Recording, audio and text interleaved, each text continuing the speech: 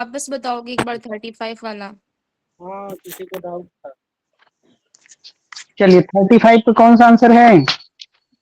अरे कौन सा ईयर है? जनवरी 2017, पेपर थर्ड। सर तीसरा बताया था आपने इसका आंसर। हाँ, तीसरा ही होगा। हम्म, सर समझा दो ना। बता रहे हैं, वेट। सिमेंटिक थियरी क्या होती है ना, सिमेंटिक थियरी को दिया था टास्की ने, और इसका मतलब ये होता है, बता रहे हैं।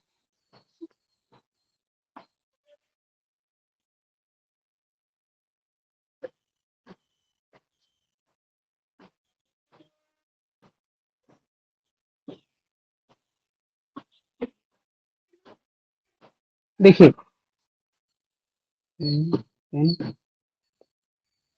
हाँ, सिमेंटिक थियरी को किसने दिया था? टॉस्की ने। TARSKI। इसका मतलब ये होता है, यदि किसी भाषा में सत्य के लिए, किसके लिए? सत्य के लिए कोई परिभाषा दी जाती है, दी जा सकती है, तो वो सत्य होता है। देखिए, यही लिखा हुआ है। यह क्या लिखा है? यदि भाषा की सत्य परिभाषा उपलब्ध हो तो वह सत्य के सिद्धांत की पर्याप्त स्थिति होती है। यह विचार सिमेंटिक कहलाता है ना। इसमें यही होता है कि यदि किसी भाषा में सत्य के लिए कोई औपचारिक परिभाषा दी जा सकती है, जैसे इसका एग्जाम्पल अगर आप चाहें तो हम कह दें कि स्नो इज व्हाइट, मतलब बर्फ सफेद है। Snow is white is true. चाहे तो इसका एग्जाम्पल लिख लीजिए। किसी की सत्य परिभाषा अगर औपचारिक भाषा में दी जा सकती है तो वही होता है।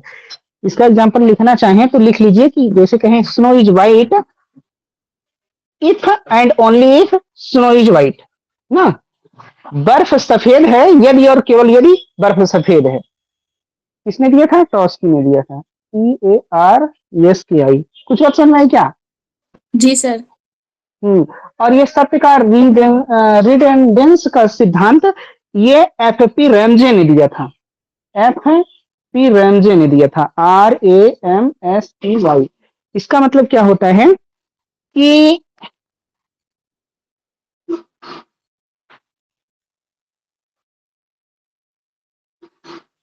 इसमें कोई शब्द कोई नई बात नहीं जोड़ता ना। जैसे इसका मतलब ये होता है, कल कोई एक लोग कस्तूरी पूछ रहे थे, जैसे कहते हैं it is true that snow is white, मतलब यह सत्य है कि बर्फ सफेद है। जैसे कहते हैं it is true, it is true that snow is white, snow is white. तो इसका मतलब ये है कि ये इसके इक्वल है, ये इक्वल है स्नो इज व्हाइट के। Snow is white. तो कुल मिला के ये इट इज ट्रू दैट कहने की कोई जरूरत नहीं थी ना। तो सत्य शब्द अगर हम इसमें जोड़ रहे हैं तो कोई नई बात नहीं जोड़ रहे हैं। तो ये है सत्य का रिडंडेंस का सिद्धांत। ठीक है। सत्य का व्यवहारवादी आप जानते हैं ये किसका है? ये प्रैग्मेटिज्म थ्योरी जेम्स की है। जेम्स कहते हैं कि गॉड एग्जिस्ट, ईश्वर की सत्ता है। ये इस बात पर निर्भर करेगी कि हमारे जीवन में उसकी क्या उपयोगिता है, हमारे जीवन में हमारे कार्यों में उसकी क्या उपयोगिता है ना। ये है। और सत्य का सहभागिता सिद्धांत, करस्पॉन्डिंग थ्योरी, रसेल मूर लॉ, ये इन सब लोगों का है ना। ठीक है। जी सर। हाँ सर, हाँ, थैंक चलो, यू। ओके। तो अब आइए आगे बढ़ते हैं। सर अभी क्या बताया? ये सत्य का व्यवहारवादी में क्या सिद्धांत? व्यवहारवादी में रसेल ये मूर जीव लॉ। का है। नहीं, हाँ, व्यवहारवादी जेम्स का है ये। और सत्य का सहभागिता, कॉरेस्पॉन्डेंस थ्योरी ऑफ ट्रूथ, ये हमने बताया रसेल है, मूर है और लॉक है ना। और भी लोग हैं, बहुत सारे लोग। रसेल, मूर, लॉक, कॉरेस्पॉन्डेंस थ्योरी वाले। ठीक है। इसका मतलब ये होता है कोई स्टेटमेंट ट्रू है अगर वो किसी फैक्ट के अकॉर्डिंग है। Statement is true if it is correspondent to fact. वस्तु के अनुरूप है, किसी तथ्य के अनुरूप है तब वो सत्य होता है। ये कॉरेस्पॉन्डेंस थ्योरी है। प्रैग्मेटिक थ्योरी विलियम जेम्स की है ना। हो गया। हाँ 35। अब देखिए कौन संशयवादी नहीं है। चलिए बोलते चलिए।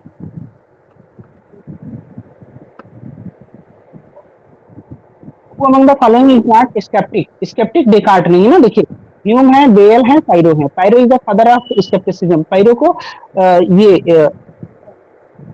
संदेहवाद का जनक, पिता कहा जाता है। ठीक है, पायरो को संदेहवाद का जनक कहा जाता है। देकार्त संदेहवादी नहीं है, क्योंकि देकार्त के दर्शन में संदेह as a means, as a साधन प्रयोग हुआ है, साध्य नहीं। और ह्यूम के दर्शन में जो संदेह है वो उत्तरवर्ती और पूर्ववर्ती, एटेंसेंडेंट कॉन्सिक्वेंट दोनों है। बट देकार्त के दर्शन में संदेह ओनली एटेंसेंडेंट है। माइक ऑफ कर लीजिए। नेहा, हाँ ठीक है, आगे बढ़े। जी सर। ये बेयल कौन है सर? बेयल बेयल भी संदेहवादी हैं। ये इस अभी मतलब बहुत पुराने नहीं है, नए ही हैं, डेकार्ट के आई थिंक बाद या आसपास आए हैं ना। ठीक। हाँ, आइए। What is criticism of truth according to Descartes? Sorry, what is criteria of truth? सत्य का मानदंड क्या है? सत्य का मानदंड क्या है? तो स्पष्टता और सुभिन्नता आप जानते हैं ना, क्लियरनेस एंड डिस्टिंक्टनेस। नेक्स्ट देखिए, इसको आप लोग बताइए 38 का क्या होगा। देखिए,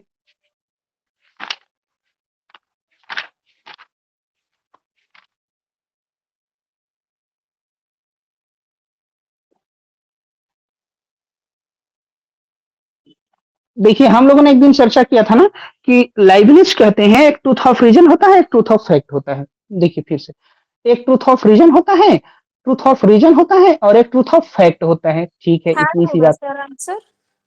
हाँ तो, वही तो हम भी फोर्थ सोच रहे होगा। हैं। देखिए, एक ट्रूथ ऑफ रीजन होता है, ट्रूथ ऑफ फैक्ट होता है। जो ट्रूथ ऑफ रीजन होता है ये नेसेसरीली ट्रू होता है, ये अनिवार्य सत्य होता है। क्या होता है? अनिवार्य सत्य होता है। और ये किस नियम पे आधारित होता है? ये लॉ ऑफ कंट्राडिक्शन, विरोध के नियम पर आधारित होता है। ये विरोध के नियम पर आधारित होता है। फिर से सुनिए, ट्रूथ ऑफ रीजन अनिवार्य सत्य होता है, विरोध के नियम पर आधारित होता है। ऐसे ही जो ट्रूथ ऑफ फैक्ट ये लॉ ऑफ सफिशिएंट रीजन, पर्याप्त कारणता के नियम पर आधारित होता है। और ये संभाव्य सत्य होता है, ये प्रोबेबल होता है, संभाव्य सत्य होता है। अब आइए देखते हैं। तो पहला देखिए, बुद्धि के सत्य यानी ट्रूथ ऑफ रीजन अनिवार्य सत्य है, बिल्कुल सही है। तथ्य के सत्य यानी ट्रूथ ऑफ फैक्ट पर्याप्त कारणता के नियम पर आधारित है, ये भी सही है। बुद्धि के सत्य विरोध के नियम पर आधारित है। देखिए, ट्रूथ ऑफ रीजन हमने बताया विरोध के नियम पर आधारित है, ये भी बिल्कुल सही है। तथ्य के सत्य विरोधता के बिना जिसका निषेध ना हो सके। तथ्य के सत्य वो तो पर्याप्त कारणता पर आधारित होता है। तो यहां पर सही तो ये भी लिखा है, विरोधता के बिना जिसका निषेध ना हो सके ना। अब एक समस्या ये है, समस्या क्या है? इंग्लिश में देखिए, इंग्लिश में क्या है? Truth of fact can not be denied without contradiction. अच्छा नहीं, सही लिखा है, हाँ चौथा ही होगा, क्योंकि हाँ हाँ हाँ फोर्थ आंसर है। थर्ड ऑप्शन में ना कॉन्ट्रैक्शन लिखा है ना, थोड़ी कॉन्ट्राडिक्शन लिखा है। एक ही बात है, truth of reason based on law does of. Not match. हाँ, कौन सा मैच नहीं कर रहा है ये बताना है। हाँ हाँ, एक सेकेंड एक सेकेंड एक सेकेंड, यहाँ देखिए लाइबनिज के दर्शन में कौन सा सही है ना, सही नहीं बताना है। ये देखिए इंग्लिश में लाइबनिज के pair does not match correctly, कौन सा सही नहीं है ये बताना है। तो पहला भी सही है, दूसरा भी सही है, तीसरा भी सही है, चौथा वाला सही नहीं है। अब सही बात हुई, क्योंकि ठीक है। उसको बिना कॉन्ट्राडिक्शन के भी निषेध किया जा सकता है, क्योंकि कहीं ना कहीं कॉन्टिंजेंट होता है। अगर कोई चीज होगी तो फिर कोई चीज डिपेंडेंट होती, और कोई चीज नहीं होगी तो नहीं होगी। तो कहने का मतलब है कि निषेध नहीं हो। लेकिन पहला वाला लॉजिकल होता है, और लॉजिक से निषेध जब तक हम नहीं करेंगे तब तक वो चीज एग्जिस्ट करेगी, तब तक उसका निषेध नहीं किया जा। लेकिन इसका किया जा सकता है, मैटर ऑफ फैक्ट का या ट्रूथ ऑफ फैक्ट का। हाँ, इसीलिए ये फोर्थ वाला गलत है ना।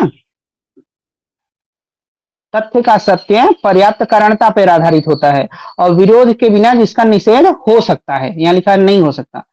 तो बाकी समझ में आ गया होगा, मतलब जो उन्होंने चर्चा किया, एक दो तीन ऑप्शन। इसमें पी हाँ इम्प्लाइज क्यू का रिलेशन हो ट्रूथ ऑफ फैक्ट में। इस जी सर, तो ये हाँ होगा हाँ तो ये होगा, ऐसा होता है, उसमें लॉजिकल होता है। हाँ,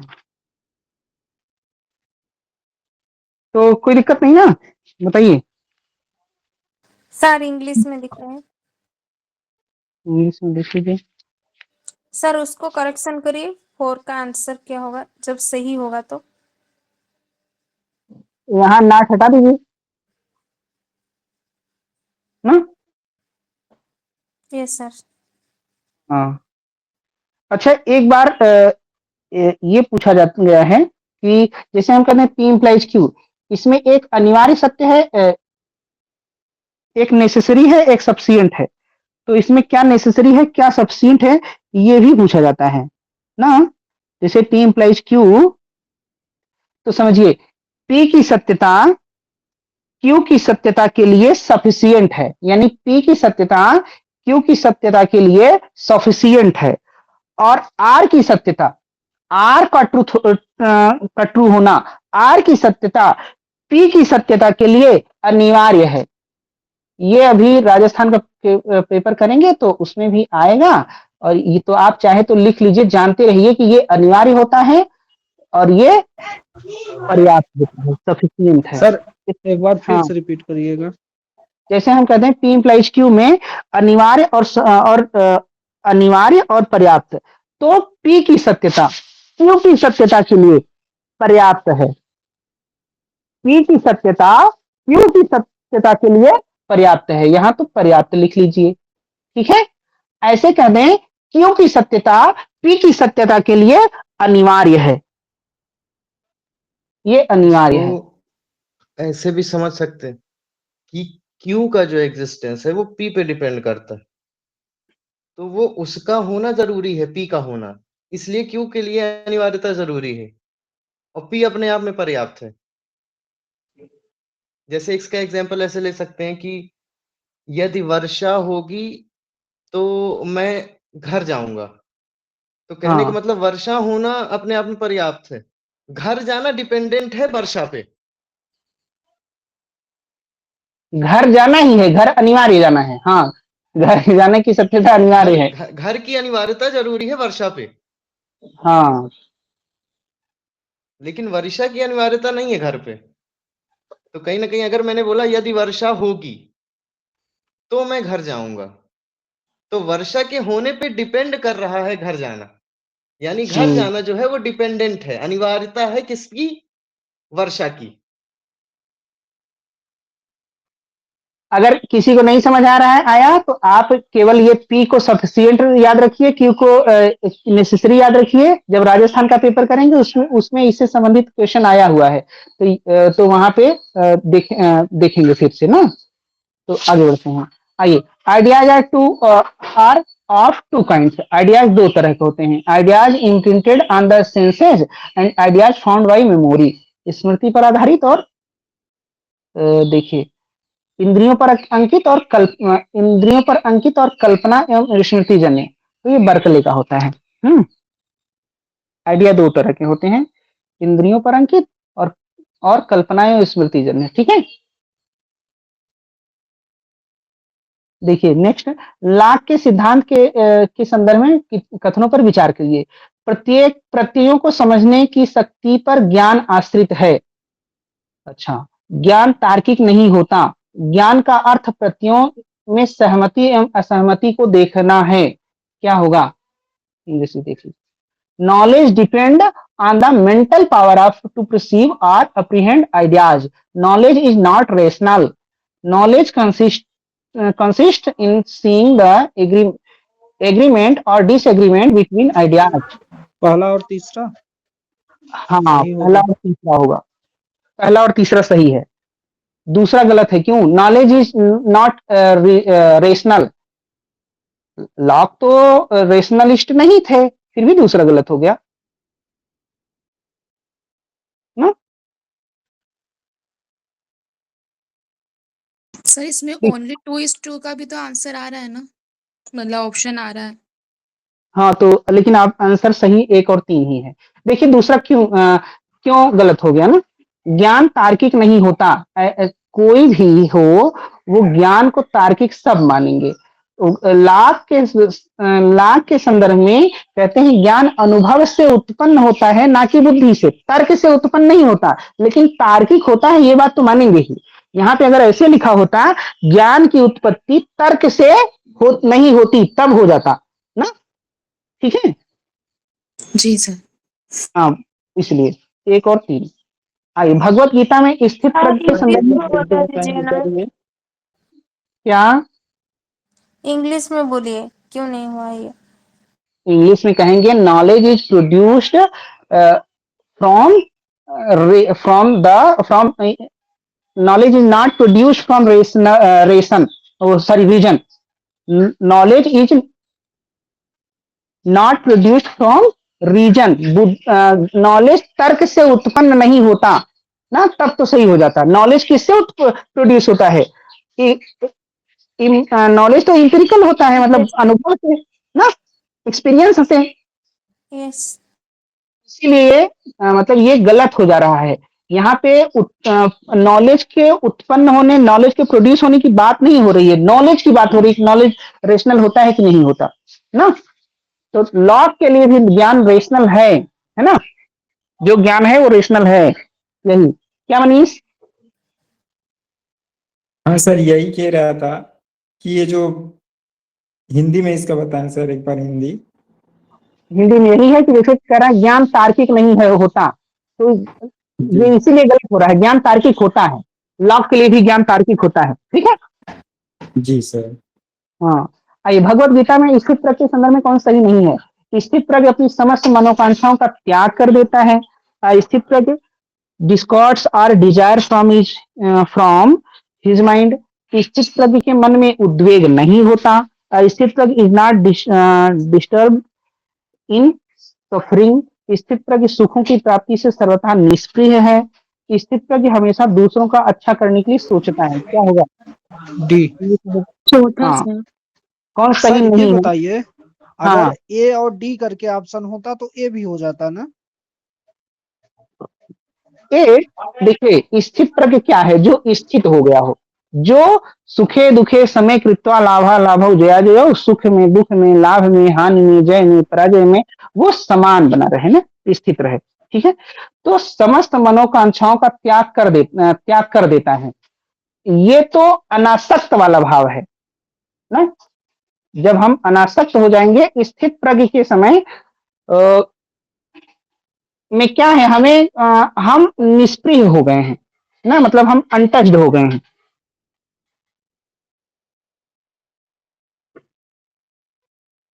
तो क्या हाँ पहला और लोग भी बताएं क्या हो सकता है? पहला भी हो सकता है क्या? सर इंग्लिश में दिखाइए। स्थित प्रज्ञ अगर होता है तो मनोकांक्षाओं का त्याग ये कर बात देता है, तो सही सच है तो कि है। मनोकांक्षा जो भी होता है हाँ, वो तो मतलब नहीं रहता है ना वो व्यक्ति के अंदर। त्याग कर देता है, मतलब उसके अंदर कोई चाहत नहीं बचती। तो अनुप नहीं पहला तो नहीं, सही है, कह रहा है कौन सा गलत है, तो इसलिए चौथा गलत है। हाँ चौथा गलत है। जब उसकी चाहत ही नहीं बचेगी तो किसी का अच्छा किसी का बुरा वो क्यों चाहेगा? सही बात है। अनूप हाँ हाँ हाँ हाँ, ठीक है सर, हमें ये थोड़ा सर गलत लास्ट समझ लिए वाला, थे। ये हाँ लोक संग्रह से रिलेटेड। हाँ हाँ, हाँ, दूसरा। ये लोक संग्रह से, हाँ सही कह रहे हैं। लोक संग्रह के लिए मतलब पब्लिक वेलफेयर करने वाले को लोक संग्रह कहते हैं। हाँ, मतलब पब्लिक वेलफेयर जो करता है वो लोक संग्रह कर रहा है। तो आगे बढ़े हैं। हाँ सर। और देखिए कांट का निरपेक्ष आदेश नैतिक सिद्धांत आकारिक और कठोरतावादी है। बिल्कुल सही बात है ना। क्यों है? क्योंकि यह भावनाओं की उपेक्षा करता है। दोनों सही है, एक्सप्लेनेशन भी सही है। Can't ethics of categorical imperative और फॉर्मल है और रिगोरिस्टिक है। फॉर्मल है यानी आकारिक है और कठोर है। क्यों है? क्योंकि ये भावनाओं को कोई तवज्जो नहीं देता। It dispraises the role of sensibility ना। तो दोनों से एक्सप्लेनेशन पहला हो जाएगा, ठीक है। देखिए जी मूर की इथिक्स है, आर एम हेयर की फ्रीडम ऑफ रीजन है टी एच ग्रीन की कौन सी बुक है? प्रोलेगोमेना टू एथिक्स, नीति Yes, शास्त्र sir. की पूर्व पीठिका। पॉल एडवर्ड की बुक हाँ। कौन सी है? The logic of moral discourse.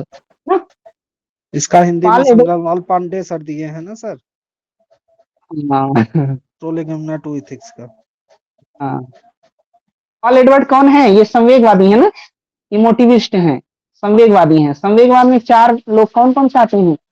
एक है एयर स्टीवेंसन, कार्नेट और पॉल एडवर्ड। सर सेकंड क्या बोला है? स्टीवेंसन की बुक का क्या नाम है? स्टीवेंसन, हो गया।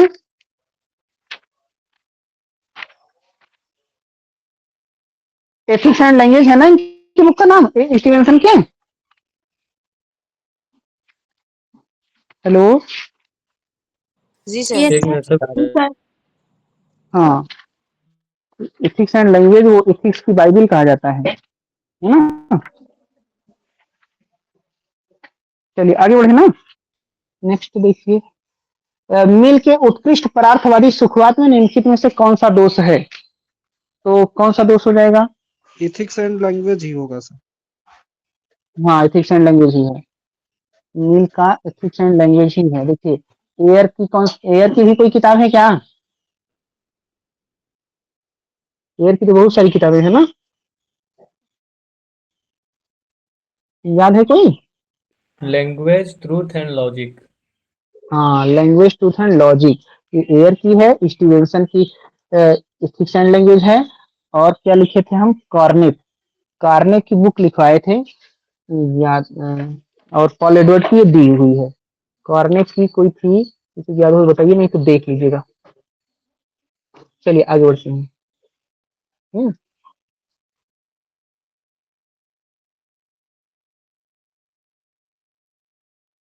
ये बताइए, मिल के उत्कृष्ट पार्थवादी सुखवाद में निम्नलिखित कौन सा दोष है? इसका क्या हो जाएगा? अलंकारिक। अलंकारिक। हाँ, अलंकारिक दोष हो जाएगा। ये फिगर ऑफ स्पीच। और मूड आ जाए तो कौन सा होता है?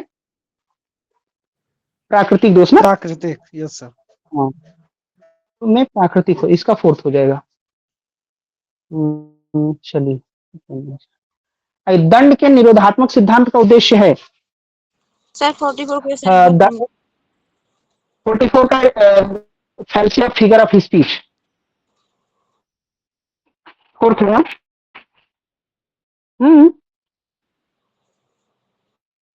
ठीक है। जी सर।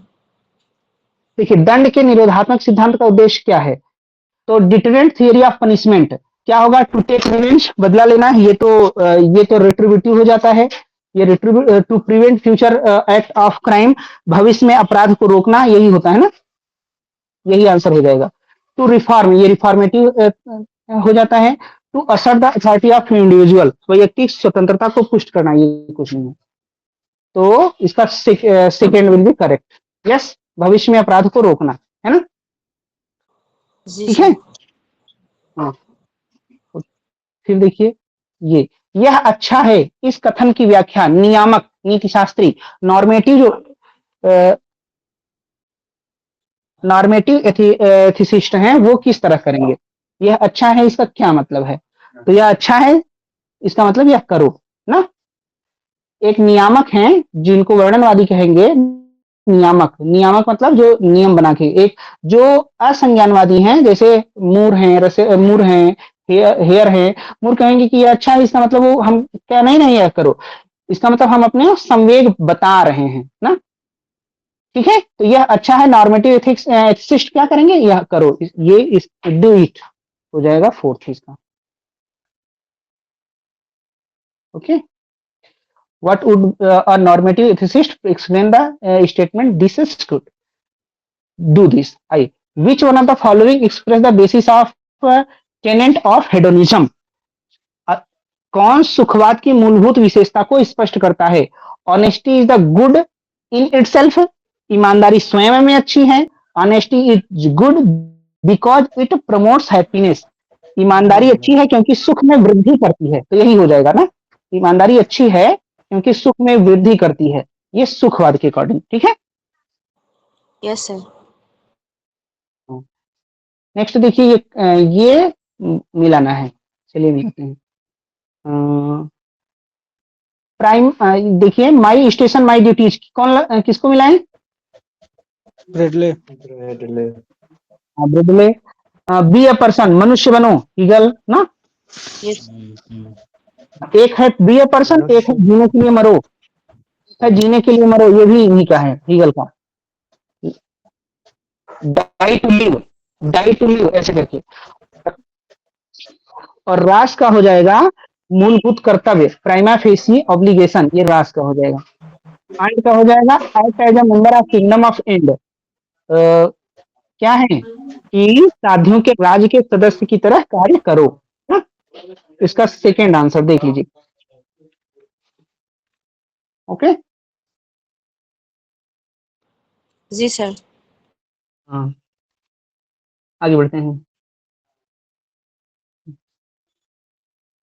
ये भी मिलाना है। देखिए परामर्शवाद, हेयर, इंग्लिश में देख लीजिए, परामर्शवाद प्रिस्क्रिप्टिविज्म, हेयर, और डिस्क्रिप्टिविज्म यानी वर्णन हो जाएगा पीटीगीच, और नॉन न्यूट्रलिज्म निरप्रकृतिवाद, ये बटलर, और इमोटिविज्म कॉर्नेप, अभी आया था ना कॉर्नेप, एआर स्टीवेंसन, कॉर्नेप, पॉल एडवर्ड, 4 लोगों का नाम बताए थे, तो वही है ना कॉर्नेप। तो आंसर मिला दीजिए आप, फर्स्ट हो जाएगा, ठीक है।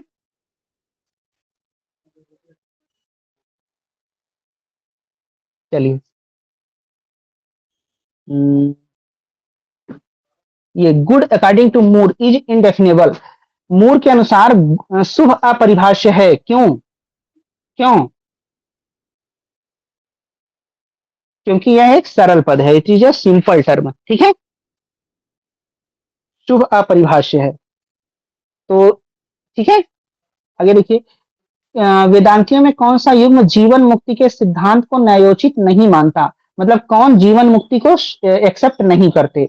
तो शंकर तो करते हैं, शंकर करते हैं, रामानुज और मध्व नहीं करते ना, रामानुज और मध्व, तो इसका सेकेंड आंसर हो जाएगा, ठीक है। प्रकाशात्मन का नाम आपने सुना है, कहाँ सुना है, याद है क्या? प्रकाशात्मन यति हाँ वही लिखवाए थे सर आप। यस हाँ। सर, लिखवाया था आपने। प्रकाशात्मन यति, देखिए इनकी पुस्तक है, क्या कौन सी पुस्तक है? पंचपादी, रुकिए आया हुआ है, विवरण करके है, क्या है?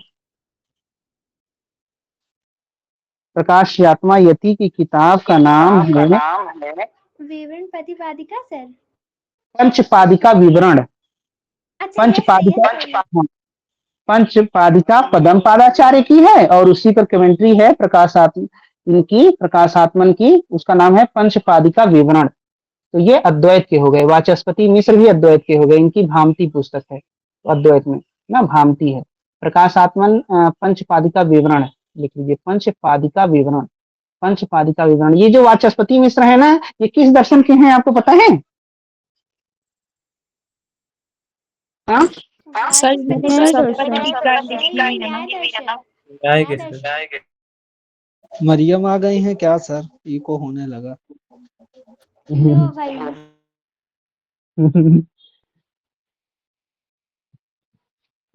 चलिए तो ये देखिए, ये न्याय के भी हैं, मीमांसा के भी हैं, सांख्य के भी हैं, योग के भी हैं।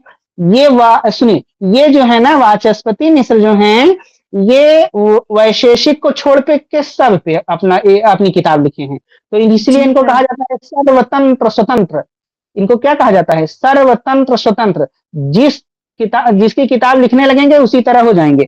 तो देखिए जैसे इनकी किस पर सब पे किताबें हैं, न्याय पर भी है और वैशेषिक पर नहीं है, सांख्य पर भी है, और योग पर भी है, और मीमांसा पर भी है, और अद्वैत पर भी है, तो चलिए बता दीजिए सब पे कौन कौन सी है, सांख्य पे कौन है, योग पे कौन से है, कौन सी बुक है इनकी, जो याद हो वही बता दीजिए अभी। हाँ योग अद्वैत पे तो हो गया भामती, अद्वैत पे हो गया भामती। न्याय पे इनकी कौन सी किताब है,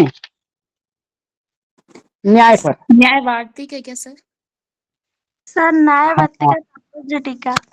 न्याय वार्तिक तात्पर्य टीका, गुड। न्याय वार्तिक तात्पर्य टीका, न्याय मोदी सांख्य वार्तिक तात्पर्य टीका, न्याय वार्तिक तात्पर्य टीका। देखिए न्याय वार्तिक तात्पर्य टीका ना, जैसे फिर से सुनिए, जैसे वात्स्यायन ने न्याय भाष्य लिखा, उद्योतकर ने उसको और समझाने के लिए न्याय वार्तिक लिख दिया, तो वाचस्पति मिश्र कहें और समझिए, मतलब न्याय वार्तिक पर न्याय वार्तिक तात्पर्य टीका लिख दिए और डिटेल कर दिए। तो ये वाचस्पति मिश्र पर न्याय पर क्या है, न्याय वार्तिक तात्पर्य टीका। हाँ, सांख्य पर कौन सी बुक है? सांख्य तत्व कौमुदी।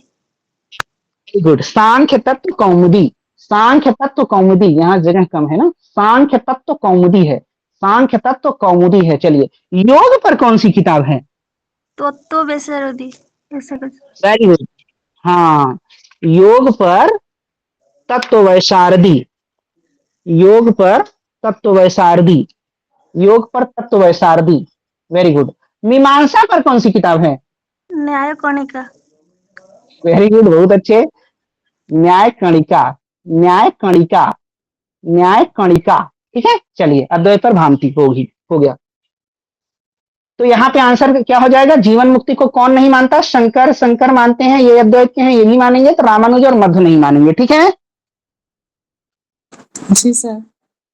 हाँ, वाचस्पति की हाँ, योग पर कौन सा है सर? बताओ सर। वैसारदी, तो वैसारदी, हाँ हाँ, तत्व वैसारदी, तत्व वैसारदी।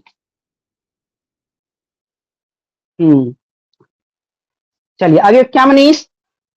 सर ये चौथा को थोड़ा से और बता दीजिए। ये प्रकाशात्मक हो? जी जी, प्रकाश आत्मन को।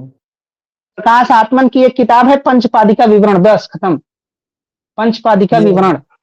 ये अद्वैत वेदांत में आते हैं सर ये? हाँ हाँ, अद्वैत वेदांत, हाँ जी सर। पादाचार्य के बाद, ठीक है, आगे बढ़े। जी सर। किस पूर्व मीमांसक का यह विचार धर्म केवल साध्य मूल्य है, साधन मूल्य नहीं? देखिए उस दिन एक लोग पूछे थे, शायद राजकुमार पूछे थे क्या, कि वहां पे आंतरिक मूल्य लिखा था और यहाँ पे क्या लिखा है, यहाँ पे साध्य मूल्य लिखा है। वहां पे लिखा था कि प्रभाकर के अनुसार धर्म क्या है, आंतरिक मूल्य है, और दोनों की इंग्लिश हमें बताया था इंस्ट्रक्ट वैल्यू। देखिए इंग्लिश में वही लिखा है, क्या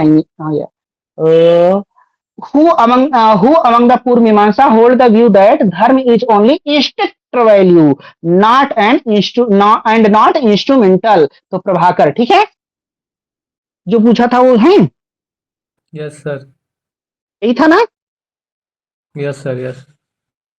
हाँ ठीक है, आगे बढ़ते हैं। तो ये बताइए, पतंजलि के योग दर्शन में सिलेक्ट द करेक्ट सीक्वेंस, यम नियम क्या होगा? यम नियम आसन प्राणायाम प्रत्याहार धारणा ध्यान, नियम, हाँ सी नंबर, सी नंबर, यम, यस यम नियम आसन प्राणायाम प्रत्याहार हाँ धारण ध्यान समाधि, सी नंबर। चलिए ये क्या है, ये यम नियम आसन प्राणायाम, हाँ ठीक है, बहुत अच्छे। अभी अब की बार आया था एक प्रश्न हायर में, प्रत्याहार क्या होता है? कोई बताएगा प्रत्याहार क्या होता है? प्रत्याहार क्या होता है? हाँ, इंद्रियों को बाह्य विषयों से हटा करके ना, यस विषयों से हटाना, हाँ यही है। इंद्रियां मतलब इंद्रियों को बहिर्मुखी से अंतर्मुखी बना देना ना, इंट्रोवर्ट बना देना। हाँ, कर्नाटक सेट में भी आया था, क्या यूपी यूपी असिस्टेंट प्रोफेसर में आने से पहले ये कर्नाटक नेट में आया था, कर्नाटक सेट में।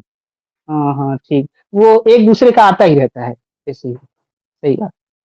आइए, यादृशतावाद, हाँ पूर्व मीमांसा में वो जो धर्म साध्य और साधन का जो बात है वो थोड़ा सा बता दीजिए ना, साध्य और साधन किसको बोलेंगे? धर्म को साधन साध्य मूल्य मानते हैं, धर्म को आंतरिक मूल्य मानते हैं, कौन? प्रभाकर, ना, ठीक है। सर और जो साधन है वो उसका मतलब क्या होता है? साधन मतलब धर्म साधन नहीं है, धर्म अपने आप में आंतरिक मूल्य है, धर्म अपने आप में साध्य है। मतलब इसकी वजह से इसको हम साधन बनाकर कोई और चीज नहीं पाना चाहते हैं, हम एक्चुअली में धर्म ही पाना चाह रहे हैं ना, धर्म खुद में साध्य है, यही बात है। And mean. हाँ, आइए, यादृश्यतावाद चारवाक का हो जाएगा। प्रकृति समुत्पाद ये किसका हो जाएगा, पता नहीं किसका हो जाएगा, जल्दी बताइए। बौद्ध का। हाँ, और ये क्या है, ईश्वरवाद, ईश्वर ये किसका है? वेदांत का होगा सर, बहुत ईश्वरवाद अच्छा, उस- वेरी गुड। अब ये क्या है, परमाणुवाद, परमाणुवाद कौन मिलाते हैं किससे?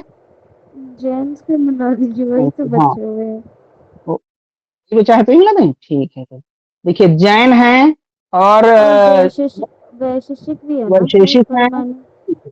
हाँ वैशेषिक हैं और डेमोक्रिटस हैं, ये सब परमाणुवादी हैं ना। तो जैन का जो परमाणु है और जो डेमोक्रिटस का परमाणु है, ये दोनों मिल गए। कैसे मिल गए? कहते हैं कि जो एटम्स में, परमाणुओं में कौन सा भी है, ओनली ओनली क्वांटिटेटिव डिफरेंट होता है, परिमाणात्मक भेद होता है, परिमाणात्मक भेद होता है, परिमाणात्मक भेद होता है। और वैशेषिक में क्वालिटेटिव क्वांटिटेटिव दोनों भेद होता है ना, परिमाणात्मक और गुणात्मक दोनों, परिमाण संख्यात्मक, चाहे परिमाणात्मक तो संख्यात्मक भी कहेंगे ना, संख्यात्मक और गुणात्मक दोनों भेद होता है। कौन? ओनली वैशेषिक। जैन और डेमोक्रिटस क्या? ओनली परिमाणात्मक, ओनली क्वांटिटेटिव। ठीक है, आंसर लगा दीजिए सेकेंड। क्लियर? हाँ, आगे बढ़ते हैं। 54। आइए, प्रत्यक्ष अनुमान उपमान शब्द ओनली किसे न्याय मिलाएं? दर्शन, न्याय दर्शन। दर्शन। न्याय दर्शन में एक नाम आता है भा सर्वज्ञ। क्या नाम आता है? भा सर्वज्ञ। इनकी किताब का नाम कोई याद हो तो बता दीजिए। ये उपमान को स्वतंत्र प्रमाण नहीं मानते, उपमान को स्वतंत्र प्रमाण नहीं मानते। तो चलिए, कोई बात नहीं, नहीं मानते तो चारवाक का किससे मिला दें, बोलिए। चार बार का ओनली प्रत्यक्ष है ना। हाँ, बुद्ध का नहीं सर। बौद्ध प्रत्यक्ष का। और हाँ, चांग का प्रत्यक्ष अनुमान शब्द। देखिए, प्रत्यक्ष अनुमान शब्द सांख्य मानते हैं, और कौन मानता है? जैन भी का भी यही है, और मनुस्मृति में भी यही माना गया है। जितने वैष्णव आचार्य हैं वो भी यही मानते हैं। शैव जो दर्शन है, शैव फिलॉसफी, वो भी यही मानते हैं। और शाक्त जो शाक्त फिलॉसफी है, शक्ति को अपना आराध्य मानते हैं, वो भी यही तीन प्रमाण मानते हैं। तो इतना चाहे तो लिख लीजिए। चलिए, हो जाए तो बताइए।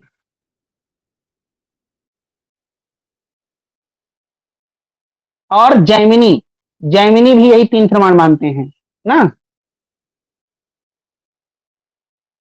ठीक।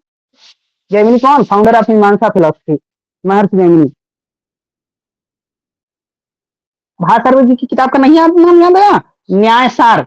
सर सुनिए, आपका वो हैंड राइटिंग मुझे नहीं समझ में आ रहा है, आप क्या क्या लिखे हैं? जैमिनी, जैन, शक्ति और वही तो, हैंड राइटिंग ना समझ आए तो बताया करिए, हैंड राइटिंग कब सुधारेंगे हम? न्यायभूषण, न्यायभूषण। न्याय भूषण, वेरी गुड। न्याय सार और न्याय भूषण, न्याय भूषण ही है। हाँ, यही हो क्या नाम, सभी देख लेते हैं। राइटिंग ना समझ आए तो एकदम स्ट्रिक्टली बता दिया करिए ना, अब नहीं सुधारे तो कब सुधारेंगे? ठीक है। जैन बाद में सुधार लीजिएगा, अभी बता दीजिए ना क्या क्या बोले, बताइए। जैमिनी, जैन, जैन, शक्ति। मनुस्मृति, वैष्णव, शैव, शाक्त, जैमिनी। इतना जल्दी जल्दी कौन बोलता है कि इंसान लिख ही ना पाए। कोई जैन, बोलिए एक को। हाँ, बोलिए बोलिए। मनुस्मृति, वैष्णव,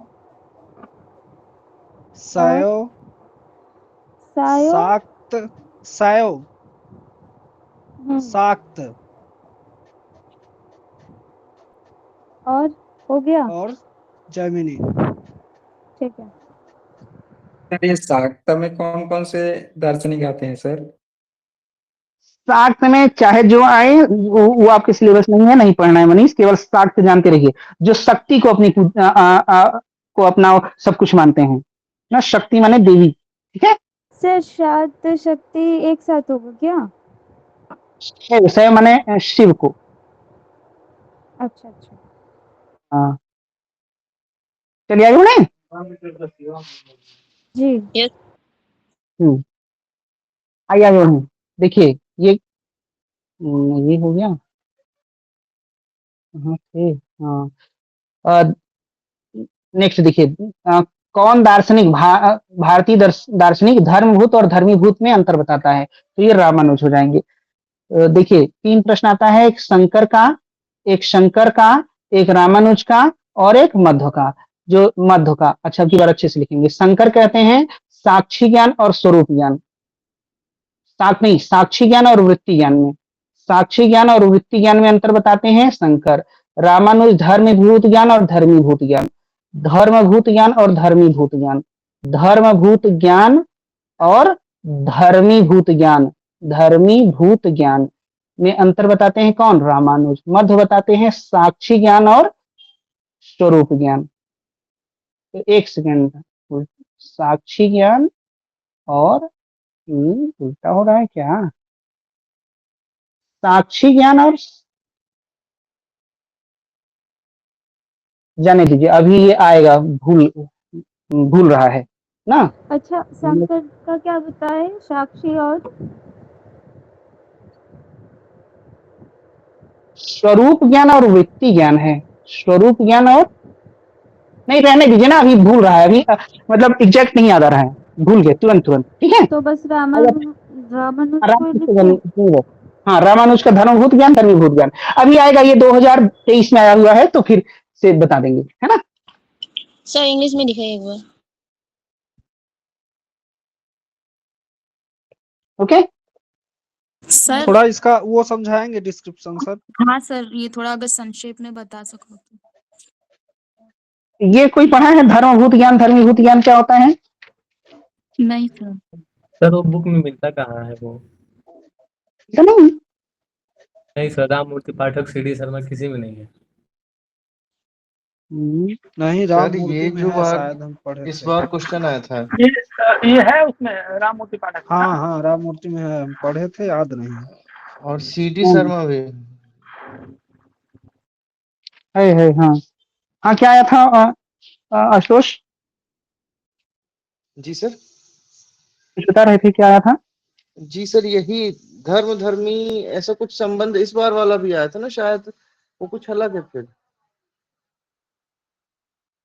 हम्म, ये इस राम बार मूर्ति पाठक कौन से पेज में है भैया ये? Page number 176। जी सर। 176।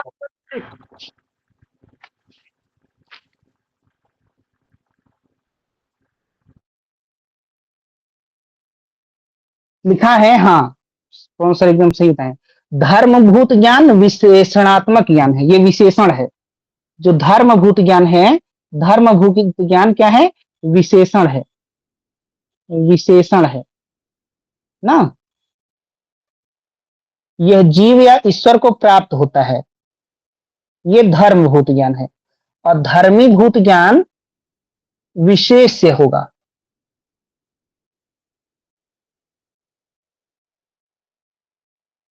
और अच्छे समझिए, विशेषण, और जैसे धर्मभूत ज्ञान विशेषण है और धर्मीभूत ज्ञान विशेष्य है, ये विशेष्य है। जैसे जो जीव है, जो ईश्वर है, उसको जो ज्ञान प्राप्त होता है वो धर्मभूत ज्ञान है ना। जो जीव या जीव और ईश्वर है, वो उसको जो ज्ञान प्राप्त होता है वो धर्मभूत ज्ञान है। और वो खुद धर्मीभूत हैं, वो खुद जीव और ईश्वर धर्मीभूत ज्ञान है। कुछ बात क्लियर हुई क्या? नहीं हुआ। नहीं हुआ तो एक एग्जांपल दिया गया है, जैसे देखिए ये दीपक है, क्या है? दीपक है। मान लीजिए ये दीपक है, दीपावली आने वाली है ना, तो ये जो दीपावली का दीपक है, जो ऊपर लौ ज्वाला जल रही है, ये धर्मीभूत ज्ञान है। और दीपक नहीं, उल्टा हो गया, सुनिए, दीपक धर्मभूत है। दीपक क्या है? धर्मभूत है। एक सेकेंड, धर्मीभूत ज्ञान दीपक की ज्वाला की तरह है, इसका मतलब क्या है? और धर्मभूत ज्ञान किरण की तरह, मतलब जो प्रकाश फैलता है सर। हाँ, जो प्रकाश है ना, ये देखिए फिर समझिए, जो प्रकाश है वो धर्मभूत ज्ञान है, और जो दीपक अपने आप में है वो धर्मीभूत है। दीपक धर्मीभूत है और दीपक की किरण जो है वो धर्मभूत है। कुछ बात समझ में आई? फिर सर बताएं। पेज नंबर कौन सा बताए थे सर, कौन सर? Page number 176 177। नेहा फिर नहीं आया तो फिर बोलो जल्दी। दीपक जो है वो धर्मीभूत ज्ञान है और जो प्रकाश है उसका वो धर्मभूत ज्ञान है, यही बोले ना? जैसे नेहा अपने आप में धर्मीभूत है और नेहा को जो ज्ञान प्राप्त हो रहा है आज वो धर्मभूत है। अच्छा, ठीक है। ठीक है सर। ये विशेषण और विशेष्य जो आप बताए उसका थोड़ा सा डिफरेंशिएट कर देंगे, क्या होता है? मैं भूल ही गई हूँ। विशेषण विशेष मतलब कहते हैं जैसे काली गाय। काली गाय तो गाय क्या है? विशेष्य है। जिसकी विशेषता बताई जाए वो विशेष है, और जो विशेषता काली विशेषण है। ऐसे ही ज्ञान जो प्राप्त हो रहा है धर्मभूत ज्ञान प्राप्त हो रहा है, ये विशेषण है, और जिसको प्राप्त हो रहा है वो विशेष्य है। जो ज्ञान प्राप्त हो रहा है वो विशेषण है, और जिसको प्राप्त हो रहा है वो विशेषण है। जैसे कहते हैं नीलिकार। नीलिकार तो कार क्या है? अपने आप में विशेष है, और नीली क्या है? विशेषण है। बस खत्म। नहीं, आइए देखते हैं। भेदा भेद का सिद्धांत कौन दिया? जल्दी रहिए। निम्बार्क। हाँ, हाँ निम्बार्क। हाँ, नेवर। निम्बार्क हो गए, भास्कराचार्य हो गए। भास्कराचार्य, भेदा भेद भास्कराचार्य ना। अगर भगवान हमारे सामने प्रकट हो जाएं तो हम एक ही वरदान मांगे कि हमारी राइटिंग सही करवा दीजिए। जैमिनी मीमांसा के हैं। जैमिनी मीमांसा के हैं। और चित्त सुख कौन है? चित्त सुख है अद्वैत के। इनकी एक किताब है चित्त सुखी। इनकी किताब का नाम क्या है? चित्त सुखी। इसी किताब को कहते हैं तत्व दीपिका। इसी किताब को तत्व दीपिका भी कहते हैं। तत्व दीपिका भी कहते हैं ना। और कुंदाचार्य जैन के हैं। किसके हैं? जैन दर्शन के हैं ना। कुंदाचार्य जैन दर्शन के हैं। ये हैं। इनकी किताब का नाम है पंचास्तिकाय सार। इनकी किताब का नाम है पंचास्तिकाय सार। किसी का छूट जाए तो बताइए बताइए। जब राइटिंग ठीक करना था तो जाके गंगा जी में कूद कूद के नहा रहे थे।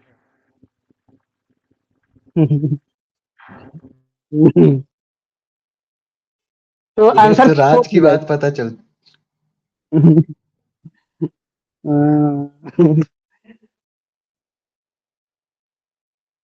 तो हो गया सबका?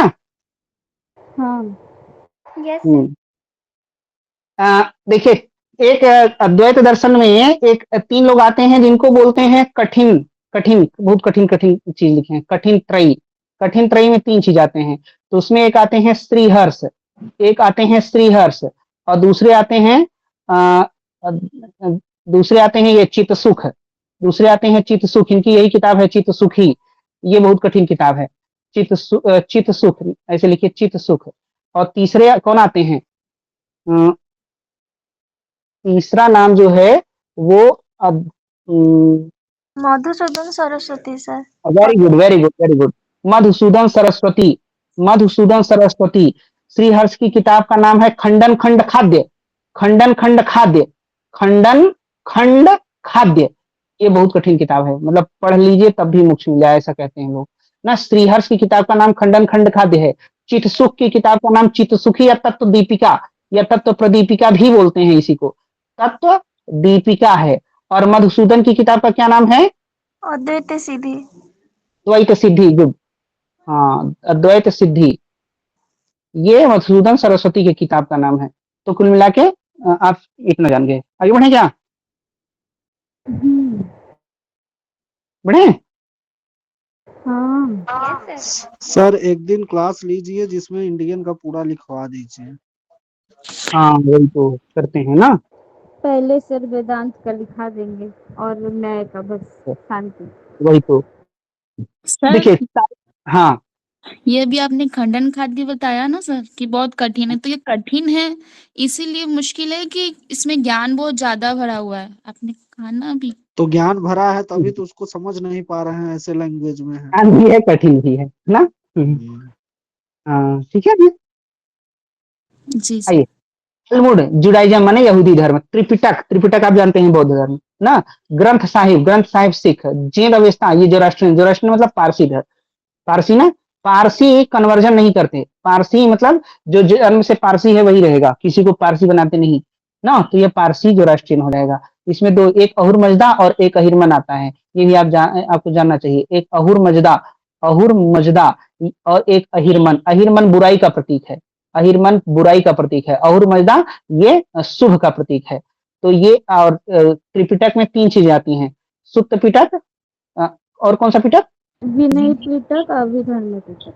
विनय पिटक और अभिधम्म पिटक, और अभिधम्म पिटक। ये सुत्त पिटक है, अभिधम्म पिटक, जो सुत्त पिटक है उसमें विनय पिटक में जो भिक्षु हैं उसके आचरण व्यवहार कैसे करना है, नियम कानून की बात की गई है। अभिधम्म पिटक में क्या है, दार्शनिक बातें हैं, दार्शनिक चीजें अभिधम्म पिटक में हैं, और बुद्ध के उपदेशों का कलेक्शन सुत्त पिटक है ना।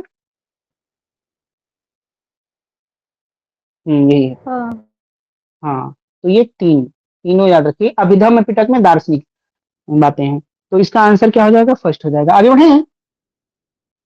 सर ये फारसी का क्या क्या लिखे आपने? अहुर मजदा अहिरमन, अहिरमन बुराई का प्रतीक है। अच्छा हाँ ठीक है। जी सर। पारसी में किसकी पूजा होती है, पारसी में अग्नि की पूजा होती है। किसकी पूजा होती है मनीष, अग्नि की पूजा होती है सर। अग्नि की पूजा होती है। तो अगला आंसर बताइए जल्दी से, किस धर्म में अग्नि पूजा होती है, जल्दी बताइए। पारसी। हाँ जोर जोर, हाँ जो जो नहीं जोर नहीं बोला हमने, फोर बोला, फोर बोला हमने कहा फोर वाला आंसर। अच्छा ठीक है। एक बार हम भी ऐसे याद करके गए थे कि इसका फोर है एक पेपर देने, और वहां पे हम फोर लगा के चले आए, और जब आके देख रहे हैं ना तो फोर को पहले में रख दिया था। तो हम तो क्या करें, सियानी बिल्ली खंभा नोची ऐसे हो गया था। चलिए आगे बढ़ते हैं। तो याद रखना है ना कौन, क्या ऑप्शन याद, चलिए खैर। गांधी सर सत्याग्रह सुनिए, तो आप जब हम्म, ये गलती किए थे तो आपका एज क्या था कि आपने ऐसे सीक्वेंस में याद कर दिया? वो राज की बात है। अरे हम प्राचीन काल के नहीं हैं, अभी अभी नहीं ज्यादा सर, दिन अभी तो मतलब हम सर लोग अभी अभी मास्टर्स किए हैं, अभी हमें भी पता है कि सीक्वेंस में अभी ऐसे मास्टर किए हैं। चलिए, क्या गांधी सत्याग्रह को ब्रिटिश साम्राज्य के विरुद्ध साम्राज्य से युद्ध का हथियार मानते थे। हाँ सही, वह अंग्रेजों से भयभीत थे। ये गलत है ना, ये तीसरा हो जाएगा। क्यों, यस सर। क्या राम बाबू, नहीं सर, बता रहे थे वही सही बता रहे हैं, मतलब सही है। हाँ वही तो, ए सही है आर गलत है। चलिए आगे बढ़ते हैं ना। यस सर, आगे तो बढ़ना ही है बार बार। हाँ पर्यावरण नारी बात के संदर्भ में देखिए, पर्यावरण में एक आता है संस्कृति, देखिए संस्कृति और एक संस्कृति और एक प्रकृति ना। एक एक पर्यावरण, देखिए इसका दूसरा आंसर है यह हाँ, संस्कृति संस्कृति पुरुष और के रूप प्रकृति में, ही आता है सर। हाँ, और प्रकृति को नारी के रूप में। हाँ, संस्कृति और प्रकृति, प्रकृति फीमेल है और संस्कृति पुरुष है, ये मेल है ना, और ये पुरुष है। तो पर्यावरण संस्कृति को पुरुष के रूप में और प्रकृति को नारी के रूप में पहचान देते हुए पुरुष के वर्चस्व को प्रश्न करता है। ठीक है। It identified culture with male and nature with female and questions the dominance of male. इसका दूसरा हो जाएगा ना, इको फेमिनिज्म का है ये। ठीक है, आगे बढ़े।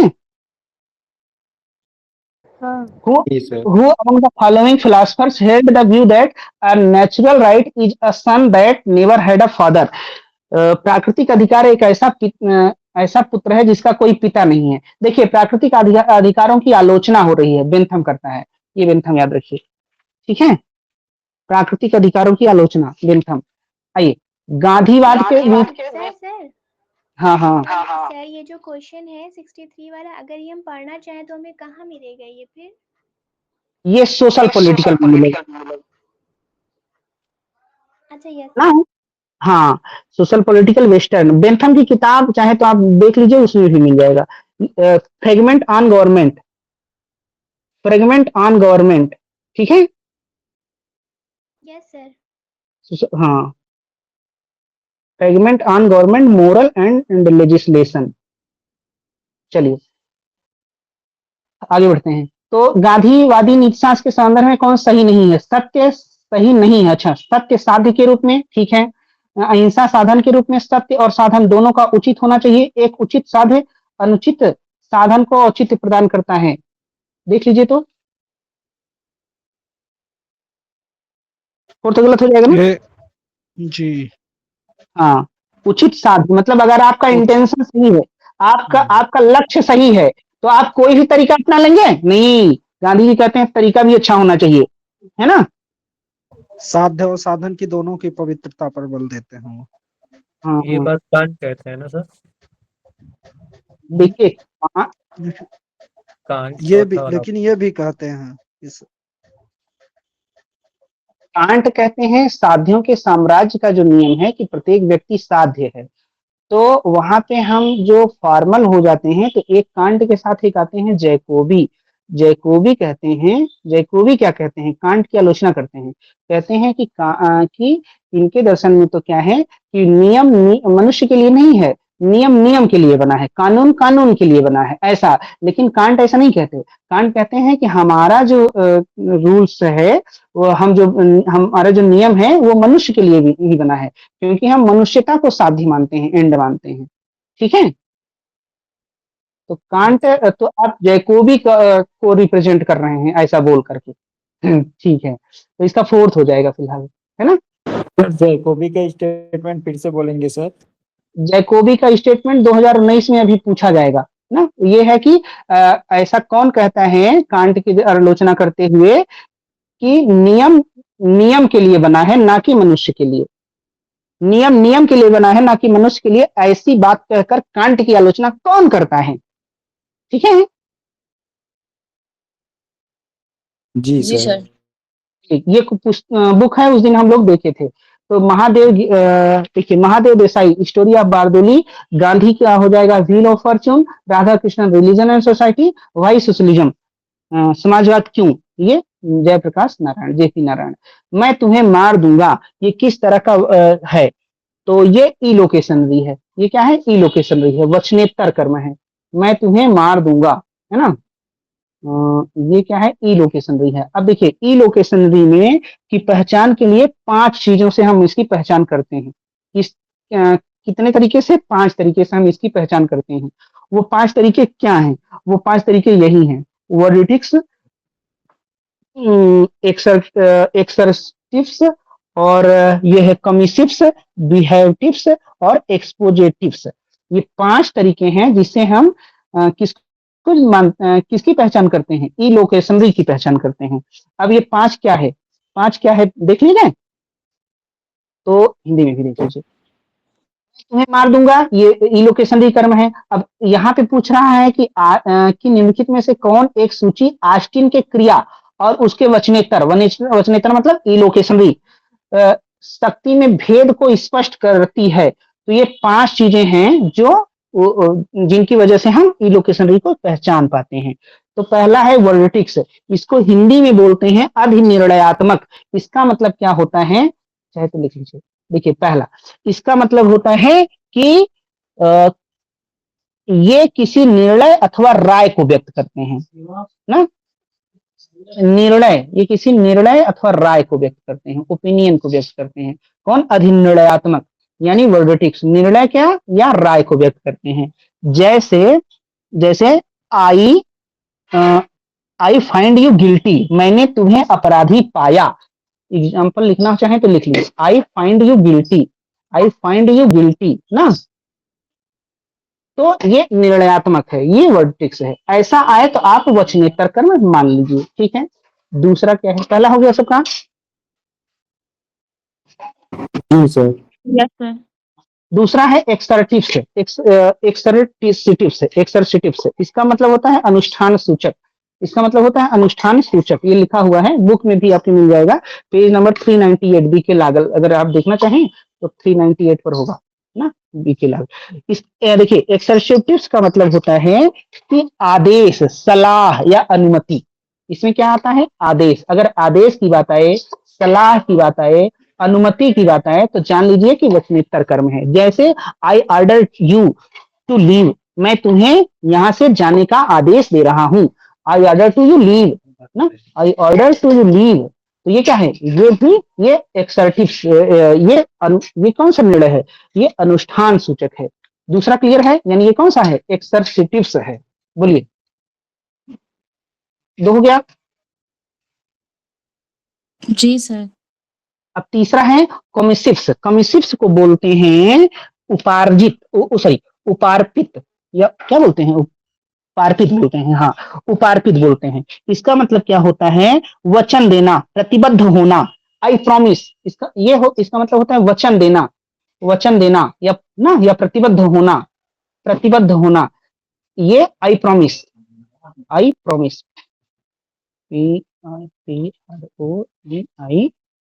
PROMISE, I promise. जैसे मैं प्रतिबद्ध हूं कि मैं पूरा पेपर कराऊंगा, तो ये वचन देना। तो ये कौन सा कर्म है?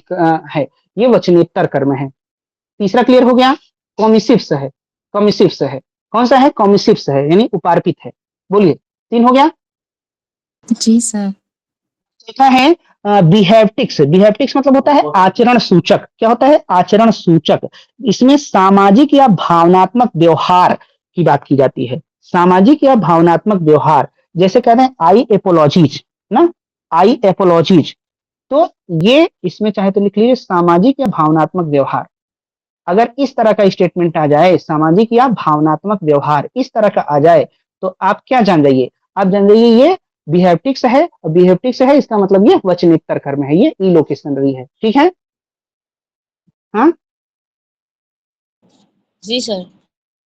और पांचवा क्या है? पांचवा है एक्सपोजिटिव्स। एक्सपोजिटिव्स मतलब होता है, ये क्या होता है? निवृत्ति सूचक या वर्णनात्मक। जैसे कोई कथन या तर्क को स्पष्ट करना, कथन या तर्क को स्पष्ट करना, कथन या तर्क को स्पष्ट करना, कथन या तर्क को स्पष्ट करना। तो इसमें क्या आ जाएगा? I argue that, I argue that, ARGUE, I argue that.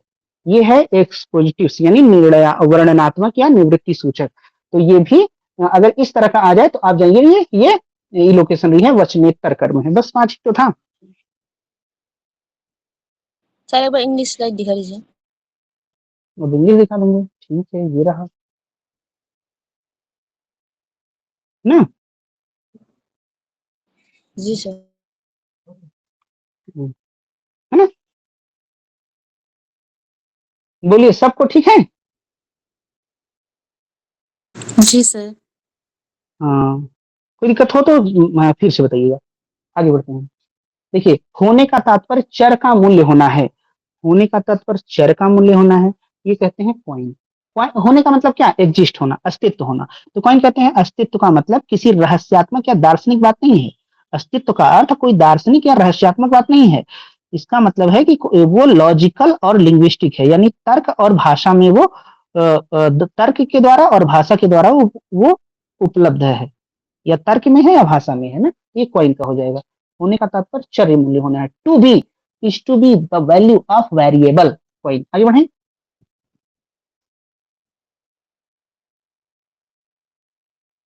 हाँ? जी सर। देखिए नेक्स्ट है which of the following can not be considered as indefinite description as per Russell. Russell के अनुसार कौन सा अनिश्चित विवरण नहीं है? बताइए।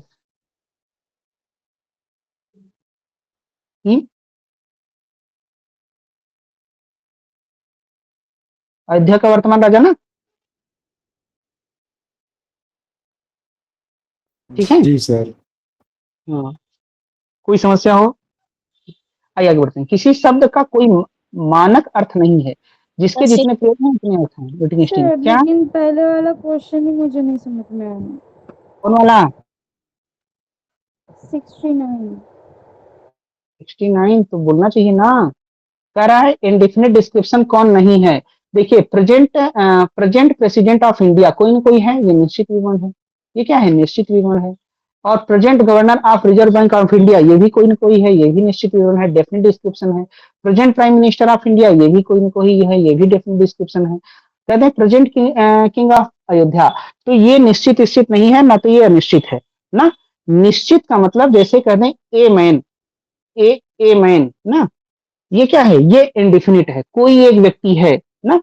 सम स्टूडेंट, ये इंडेफिनिट का एग्जांपल हम दे रहे हैं। सम स्टूडेंट, तो कुछ स्टूडेंट हैं, पता नहीं कौन है ना, कुछ विद्यार्थी हैं, तो ये इंडेफिनिट है। प्रेजेंट किंग ऑफ अयोध्या ये कुछ नहीं है, तो ये इंडेफिनिट नहीं है ना।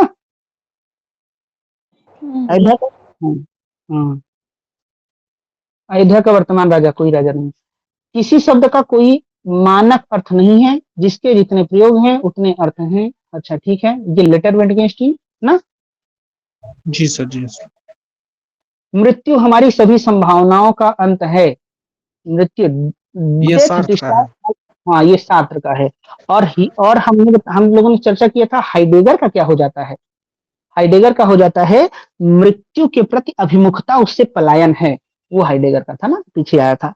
मृत्यु के प्रति अभिमुखता उससे पलायन है। Being towards death is a constant fleeing in the face of death.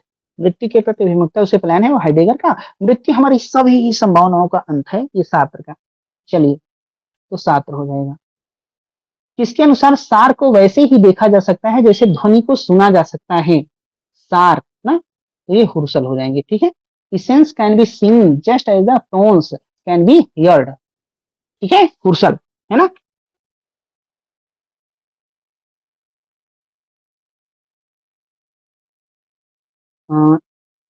हुर्सल के फेनोमेनोलॉजी का उद्देश्य नहीं है ज्ञान और अनुभव के आधार की खोज करना, सही बात है।